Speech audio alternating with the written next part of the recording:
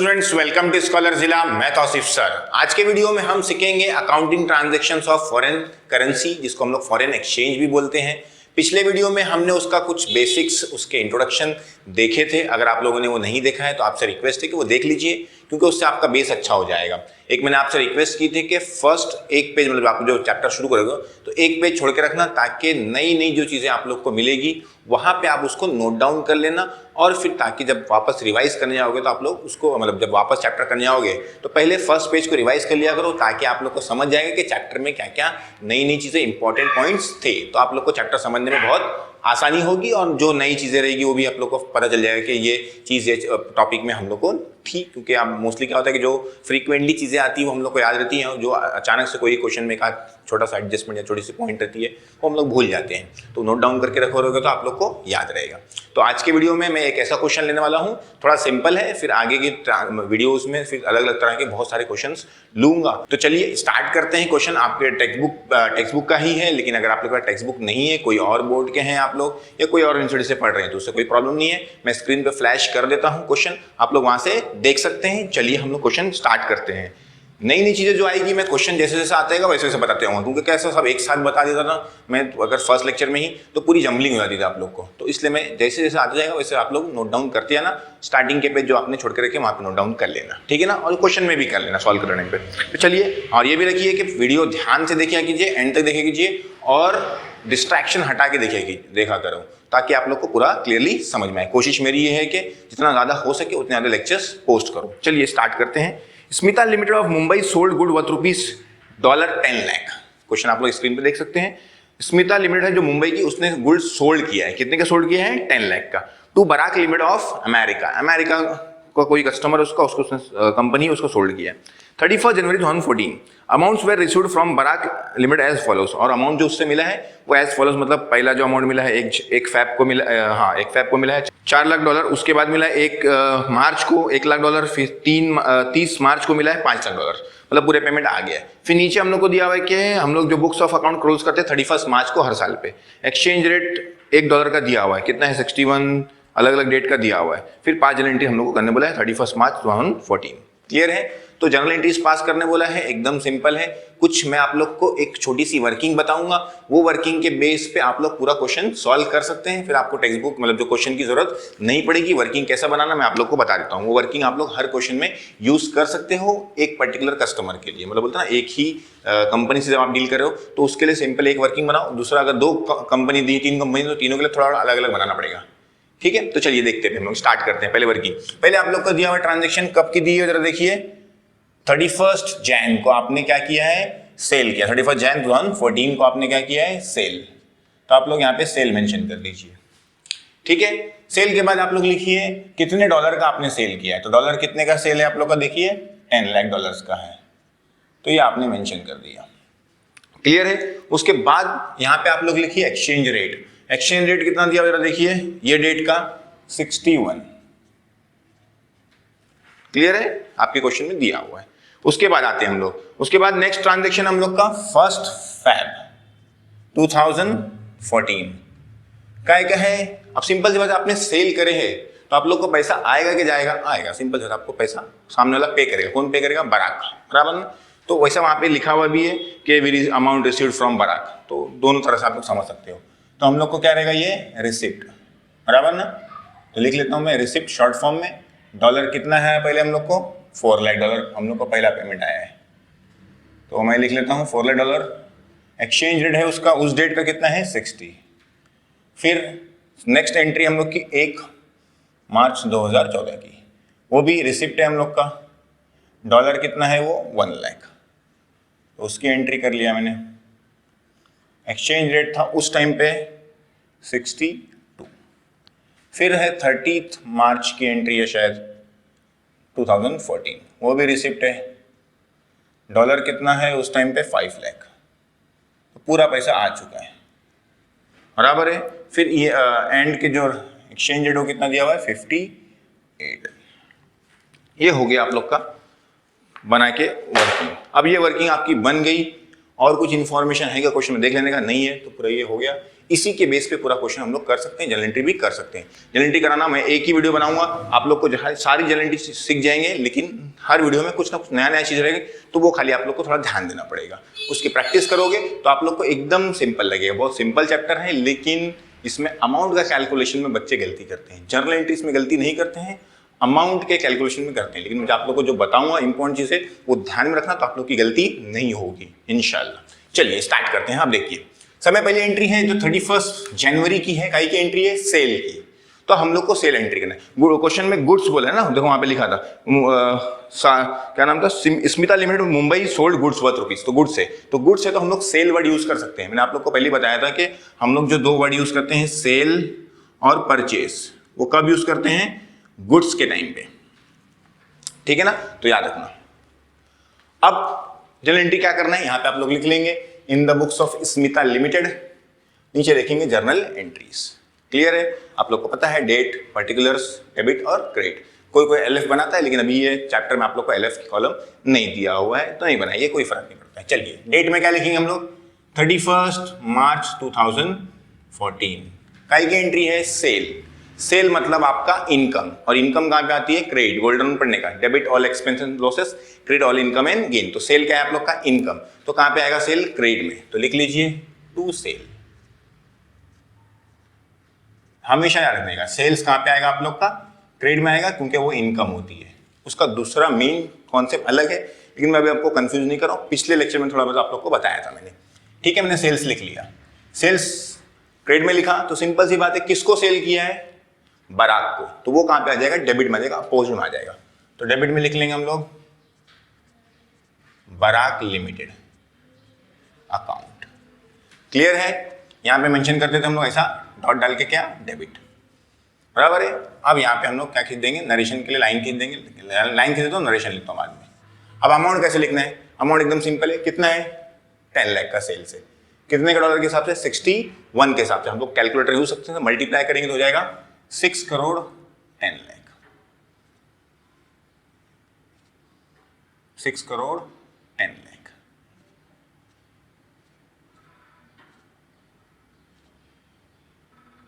ठीक है, ये हो गया आप लोग का एंट्री 6 करोड़ 10 लाख की।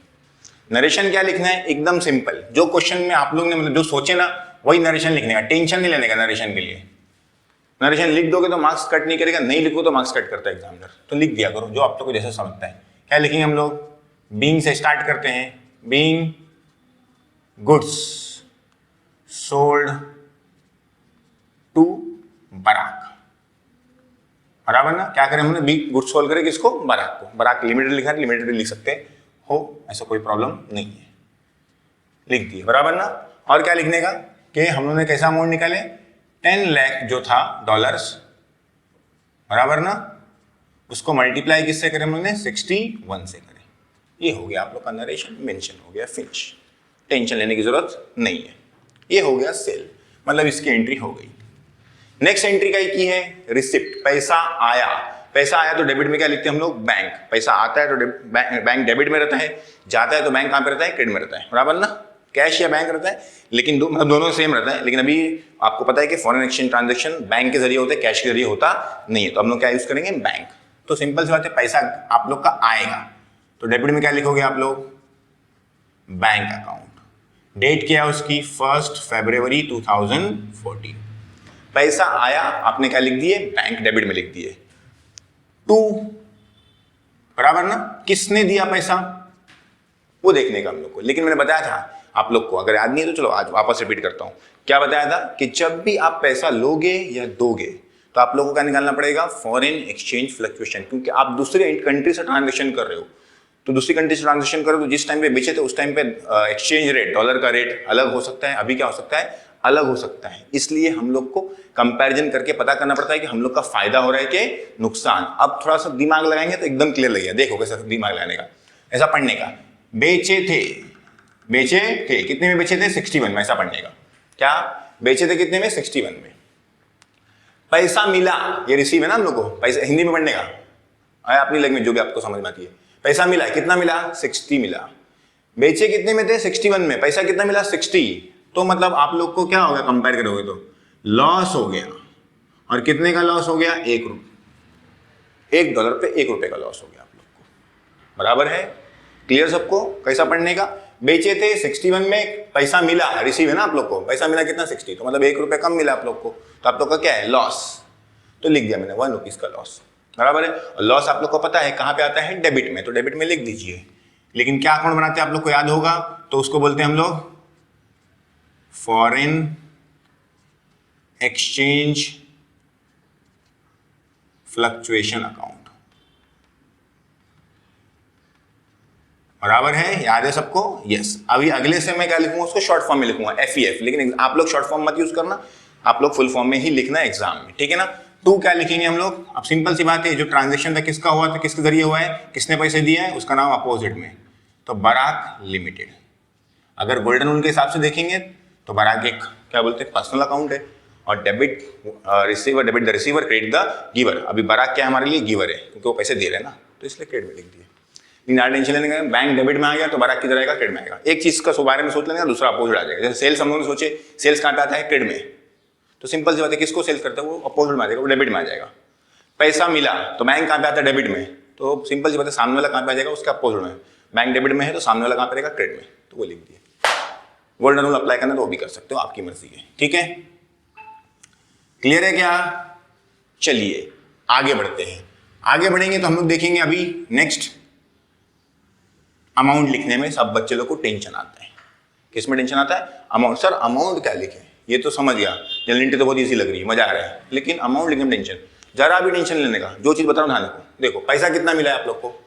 4 लाख, बराबर ना? कैलसी यूज कर लो। पैसा कितना मिला है आप लोग को? 4 लाख। $4 लाख मिला है आप लोग को, बराबर ना? कितने के हिसाब से मिला है? 60 के हिसाब से।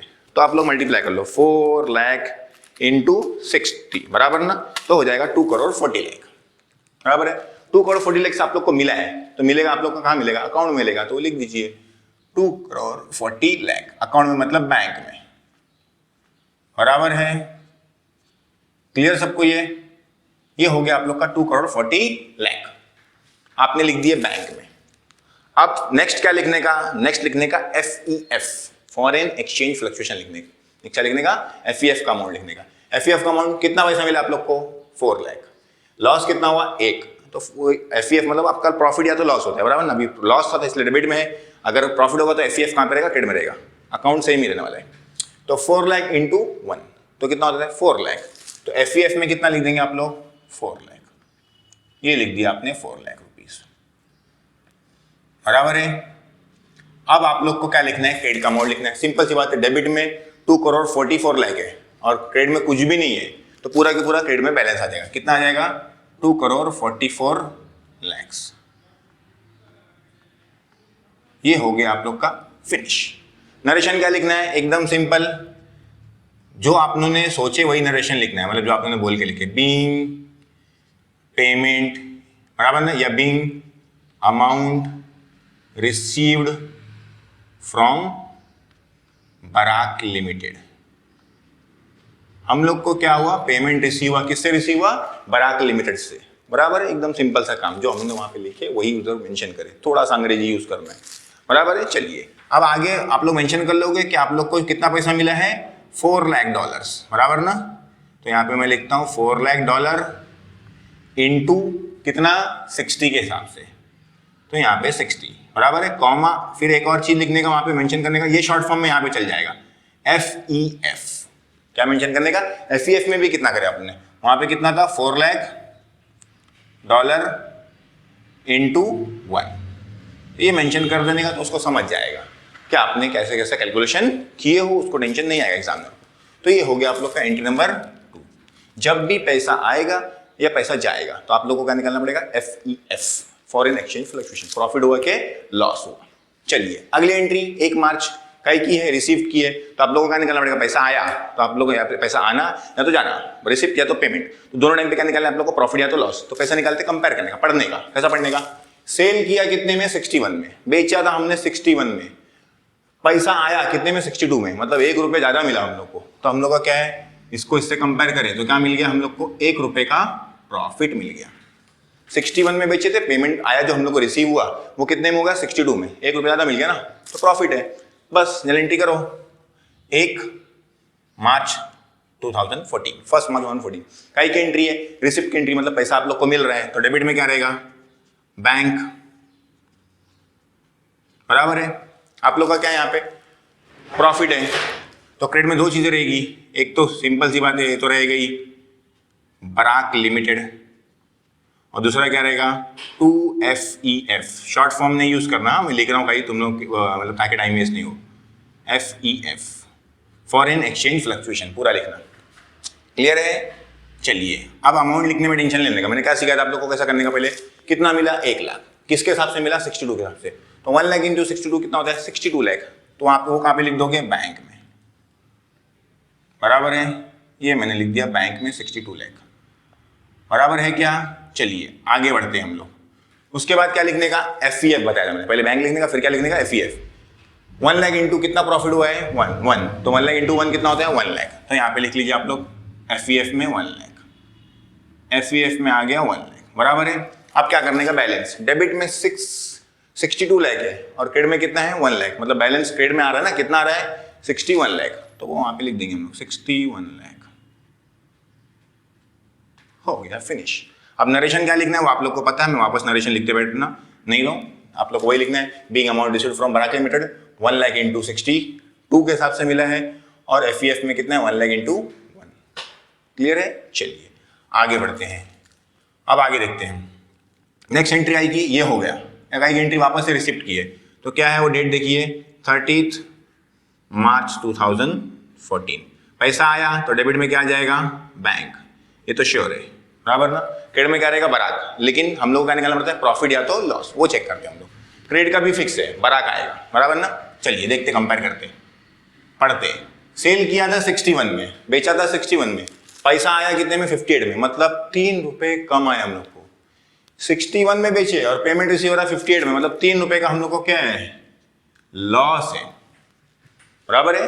तो लॉस है तो FEF कहां पे आता है, डेबिट में आता है, याद है ना आप लोग को, FEF, प्रॉफिट होगा तो FEF क्रेडिट में, लॉस होगा तो FEF डेबिट में, लिख दिया।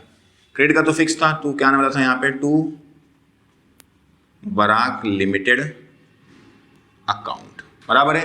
अमाउंट कैसे लिखने का मैंने बताया था आप लोग को, 5 लाख इंटू पहले क्या करते हैं हम लोग 58, तो 58 इंटू 5 लाख तो होता है आप लोग का 2 करोड़ 90 लाख, वो कहाँ पे लिख दोगे आप लोग, बैंक में, पहले बैंक का अमाउंट लिख देने का 2 करोड़ 90 लाख, बराबर है। फिर किसका लिखने का, FEF का, 5 लाख इंटू कितना 3 है ना, तो 5 इंटू 3 कितना होता है 15 लाख, तो FEF में कितना आ गया 15 लाख,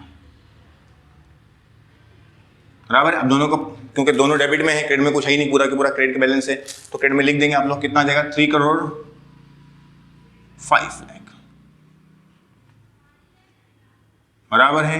ये हो गया आप लोग का फोर्थ एंट्री सॉरी, नरेशन वही, being payment receive from Barak limited, entry लिखोगे आप लोग 5 लाख इंटू 58, और यहाँ पे FEF में लिखोगे 5 लाख इंटू 3, तो ये हो गया आप लोग का इसकी पोस्टिंग। अब आता है साल का एंड, क्योंकि 31 मार्च, हर साल 31 मार्च पे हम लोग क्या करते हैं, अकाउंट्स क्लोज करते हैं, बराबर ना। तो 31 मार्च पे 2 एंट्री आती है, मैंने आप लोग को बताया था, कितनी एंट्री आती है, 2 एंट्री आती है। एक तो आती है अगर कुछ पेमेंट बचा हुआ है तो उसका चेक करते हैं हम लोग कि हम लोग को अगर पेमेंट आ सकता था तो प्रॉफिट होगा कि लॉस होगा, क्या बोल रहा हूं मैं, अगर कुछ पेमेंट बचा होता तो, अभी देखिए 10 लाख था, 4 लाख 5 लाख 5 लाख 10 लाख पूरे आ चुके, तो मतलब कुछ बचा नहीं है, तो उसका मतलब हम लोग को प्रॉफिट और लॉस निकालने की जरूरत नहीं है, रिमेनिंग बैलेंस का प्रॉफिट लॉस निकालना पड़ता है ईयर एंड पे। हाँ, अभी ये क्वेश्चन में रिमेनिंग बैलेंस है ही नहीं, तो मतलब एक खत्म हो गई। दूसरी एंट्री क्या आती है, जितना भी FEF का पैसा था, फॉरेन एक्सचेंज फ्लक्चुएशन का पैसा था, प्रॉफिट में या तो लॉस में, उसको कहां ट्रांसफर करना रहता है, प्रॉफिट एंड लॉस अकाउंट पे, ईयर एंड पे, क्लियर है। तो अभी हम लोग एक एंट्री तो नहीं है, तो लास्ट वाली एंट्री करते डायरेक्टली 31 मार्च 2014, साल का एंड लिख लेने का।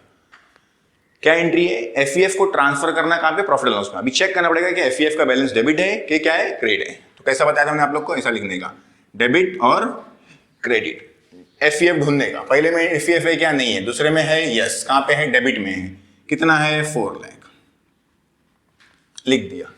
तीसरे में है, कहां पे है, FEF क्रेडिट में, कितना है 1 लाख, बराबर है। चौथे में है, कहां पे है, डेबिट में, कितना है 15 लाख, बराबर है, यहां पे नहीं है। तो अगर टोटल करोगे तो यहाँ के कितना होता है 19 और यहाँ के कितना होता है 1 लाख।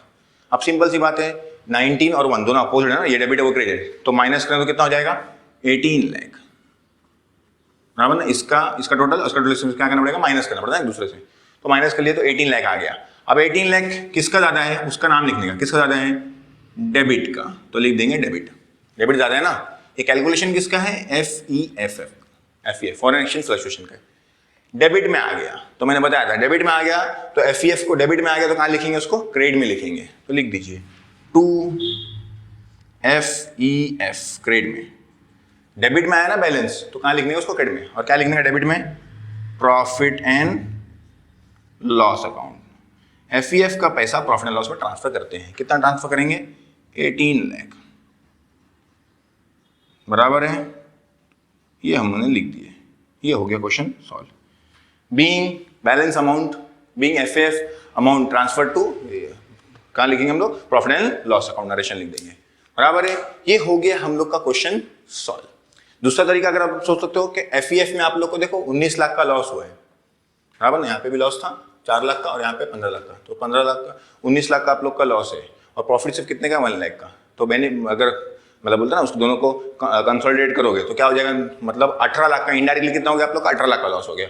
तो लॉस कहाँ पे आता है, डेबिट में, इसलिए प्रॉफिट एंड लॉस डेबिट में और 2 FEF क्रेडिट में। लेकिन मैंने आप लोग को उस तरीके से समझाया, टैली करके समझाया, जैसा आप लोग को समझता है वैसा कर सकते हो। ये क्वेश्चन हो गया फिनिश, ये क्वेश्चन फिनिश हो गया। अब आप लोग इसको नोट डाउन करना तो मैं हट जाता हूं, आप लोग स्नैपशॉट ले सकते हैं, क्वेश्चन का भी आप लोग लीजिए, आप लोग उसको प्रैक्टिस कीजिए, लिखिए। जो नई चीजें समझती है आप लोग इंस्टाग्राम पे फॉलो करके मुझे पूछ सकते हैं या कमेंट में भी पूछ सकते हैं। थोड़ी सी सिंपल चीजें होंगी तो, अगर डिस्क्रिप्टिव चीजें होंगी तो आप लोग इंस्टाग्राम पे फॉलो करके चैनल को फॉलो कीजिए और वहां पे मुझे पूछिए। वीडियो अच्छा लगा हो तो लाइक कमेंट शेयर जरूर करना, कमेंट शेयर कमेंट और लाइक नहीं करते हो शेयर भी क्या करो अपने दोस्तों से। वीडियो देखने के लिए आप लोग का बहुत बहुत शुक्रिया। मिलते हैं अगले वीडियो में कुछ और टॉपिक लेके, कुछ और नए तरह का क्वेश्चन लेके। Thank you very much.